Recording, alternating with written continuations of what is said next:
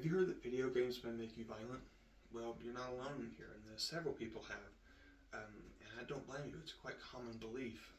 If I had no knowledge of what a video game was, and I walked past a kid playing his games, and he was killing a guy or just doing all sorts of heinous acts, that's completely understandable to believe. But you have nothing to fear.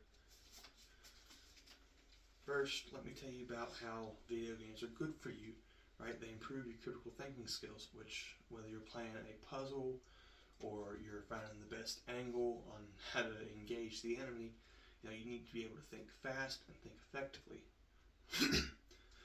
And when you're playing multiplayer games, you need to be able to communicate with your teammates and just be able to work as a team, because if not, you're not going to be able to survive, and they're not going to be able to survive. You have to rely on each other. And a lot of times, teams need a leader, and sometimes that requires you to step up. We all have to do it sometimes or another. It also improves your hand-eye coordination, it improves your creativity, and enhances your passive perception. Next, let me tell you how it affects your mental health, right? Sometimes life can be overwhelming, right? We don't always have time for the stuff we want to do. And sometimes we don't have time to read a book or watch an episode of television, right? Because these take a long time to do. But sometimes we do have 10-15 minutes to sit down, play some games, because they're faster paced. You feel more accomplished in a shorter period of time because of this fast-pacedness. And it's also good to talk with people while you're playing these games if it's available, because these are people that you already share an interest with. That's one step close to having a friend. And now for this next thing, let me be clear. Video games are not entirely innocent in causing violence, right?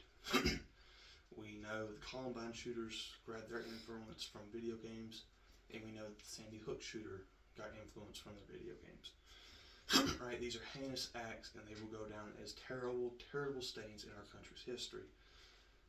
But let me be clear, these people also suffered from insane mental health decline and disorders, right? They should have never been allowed access to these games. And you can't blame these video games for causing these actions, because the majority of today's youth plays these video games and they have no desire to cause harm to others. Okay? So in conclusion, video games, when used properly, are safe and they're good for you. They do not cause violence. Okay? They help you develop life skills. They're good for relieving stress, and they're good when you use them properly. Okay? Remember to stay safe online and enjoy yourself.